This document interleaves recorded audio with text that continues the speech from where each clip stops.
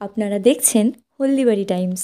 শীত মানেই পিঠে পায়েস, নলেন গুড়ের মিষ্টি সুবাস।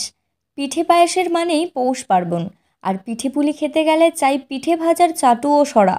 তাই পৌষ পার্বণের দিন এগিয়ে আসার সাথে সাথেই মৃৎশিল্পীদের ব্যস্ততা তুঙ্গে। তবে মৃৎশিল্পীদের আক্ষেপ, উন্নত প্রযুক্তির গুতোয় আগের মতো চাটু ও সরার চাহিদা নেই, উপার্জন কমে গিয়েছে। তবুও বাপ ঠাকুরদার পেশা টিকিয়ে রাখতে গত কয়েকদিন ধরেই চরম ব্যস্ততায় দিন কাটছে হলদিবাড়ি ব্লকের মৃৎশিল্পীদের। ইতিমধ্যে ব্লকের বিভিন্ন হাটে বাজারে পিঠে ভাজার মাটির চাটু ও সরা নিয়ে হাজির সেই সব মৃৎশিল্পীরা। শীতের মরশুম শুরু হতেই মাটির চাটু ও সরা বিক্রির উদ্দেশ্যে প্রতি বছর এই সময় হাটে বাজারে এদের দেখা যায়।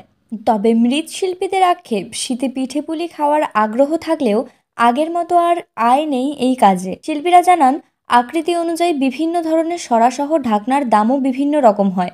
সব মিলিয়ে মাটির দাম, জ্বালানি খরচ, পারিশ্রমিক সব খরচ বাদ দিয়ে যা থাকে তাতে উপযুক্ত দাম মেলে না বলে আক্ষেপ করেন তিনি আরও বলেন, শীতে অক্লান্ত পরিশ্রম করে চাটু ও সরা তৈরি করলেও এখন আর আগের মতো চাটু ও সরার চাহিদা নেই।